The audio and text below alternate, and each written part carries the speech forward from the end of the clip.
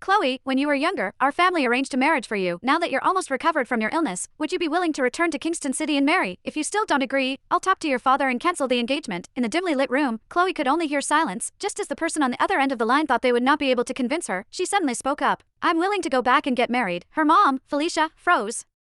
Clearly surprised. You agree?" Chloe's tone was calm. "I agree, but I still need a little time to wrap things up in Marina City. I'll be back within 2 weeks." "Mom, please go ahead and start preparing for the wedding." After a few more words, Chloe hung up the phone. Chapter Chloe, remember the childhood engagement our family set up for you. Now that you've almost recovered from your sickness, would you consider returning to Kingston City to tie the knot? If you're still not on board, I can have another word with your dad and call the whole thing off." In the shadowy room, Chloe Smith could hear nothing but the sound of silence on the other end of the line. Her mom had braced herself for another refusal, but then Chloe's voice cut through. "I'll go back and get married." Her mom, Felicia Brown, was caught off guard. You're okay with it?" Chloe replied steadily. "I am. I just need a little time to wrap up some loose ends here in Marina City. Give me half a month, and I'll be there." "Mom, go ahead and get the wedding plans rolling." With a few more parting words, Chloe ended the call. As soon as she hung up, the booming beats from the party downstairs seeped into the room, mingling with the strains of a birthday tune. It was Helen Zimmer's birthday bash, thrown by Andrew Lewis and Stephen Jones. Out of nowhere, footsteps approached, and there was Helen, grinning with a slice of Black Forest cake in hand. Her doe-like eyes fluttered, her pretty face dolled up,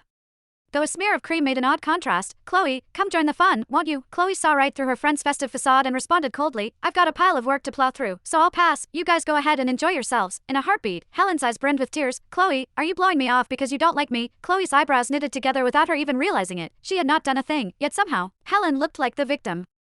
What was up with that? She scoffed to herself, totally done with Helen's babbling. "Keep your little act for Andrew and Stephen. It won't work on me." Her words had barely left her lips when she reached to slam the door shut. "Chloe, please don't." Helen's hand shot out, stopping the door with a thud. Just like that, her hand got caught, squished as the door snapped shut. A dark bruise bloomed on her fair skin in an instant. Ouch! Andrew and Stephen were just coming upstairs and got an eyeful of the drama. They both dashed to Helen's side, scooping her up and fussing over her hand like it was made of glass. The sight of Helen's bruised hand made Stephen's eyes water with concern. He had always been the hot-headed type, and he did not hold back, laying into Chloe. "You don't have to like Helen, but why stoop so low? Chloe, when did you turn into this kind of person?" Andrew was the calm and collected one, but even he could not hide his disappointment as he stared at Chloe with those intense eyes of his. "Chloe, it's still Helen's birthday. You didn't have to go this far." However, he softened as he turned to Helen. "Does it still hurt? Let's get some ointment on that." As Andrew led Helen away, Stephen was right on their heels, trying to cheer her up. "Don't be down, Helen. I'll give you my brand new sports car, and we'll go for a joyride after the party. That'll lift your spirits." Helen, surrounded by two guys who treated her like a superstar, finally managed to dry her tears, though her voice still quivered a little. "Thanks, Andrew," she said with a sniffle. After expressing her gratitude to Andrew, she turned to Stephen with eyes brimming with tears and implored, "Stephen, don't go racing, okay? It's super dangerous, and I'll be worried sick." Seeing Helen switch from crying to giggling, Stephen quickly promised, Sure,